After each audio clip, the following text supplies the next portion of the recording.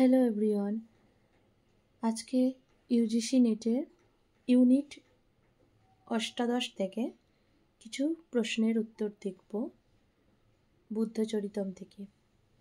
তো বুদ্ধচরিতম এর রচয়িতা অশ্ব ঘোষ।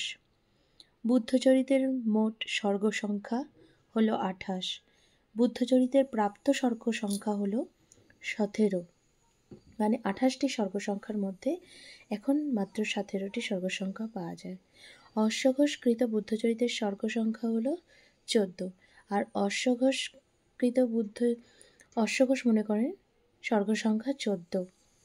বুদ্ধচরিতের বিষয়বস্তু, বুদ্ধচরিতে মোট ১৪ সর্গ রয়েছে, ১৪টি সর্গ রয়েছে।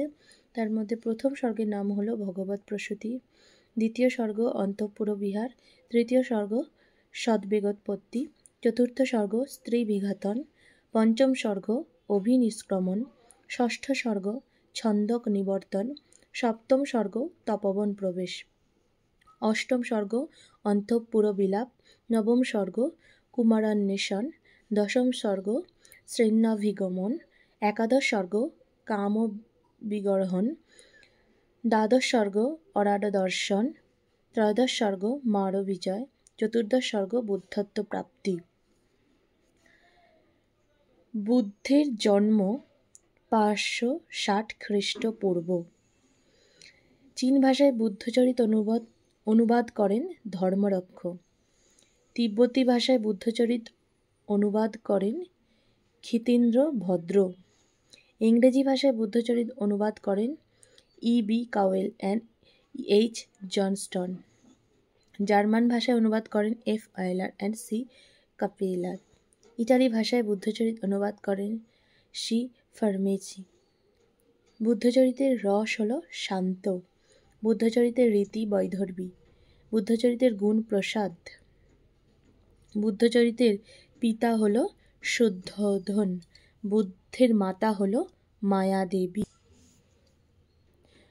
বুদ্ধের প্রকৃত নাম হল সিদ্ধার্থ বা গৌতম। এই কোয়েশ্চেনটা প্রায়ই পড়ে পরীক্ষায়। সিদ্ধার্থের স্ত্রীর নাম যশোধরা। বুদ্ধের জন্মস্থান কপিলাবস্তু।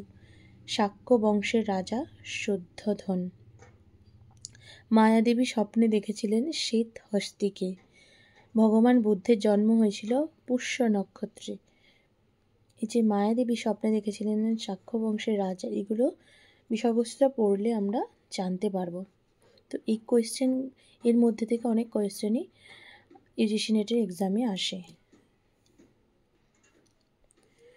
তো এইগুলো তোমরা একবার দেখতে পারো। আর এইটা হলো বুদ্ধচরিতের প্রথম স্বর্গ। তো আজকে আমরা এইটুকুই দেখলাম। পরের দিনে অন্য একটি বিষয়বস্তু নিয়ে আমি হাজির হব। বাই।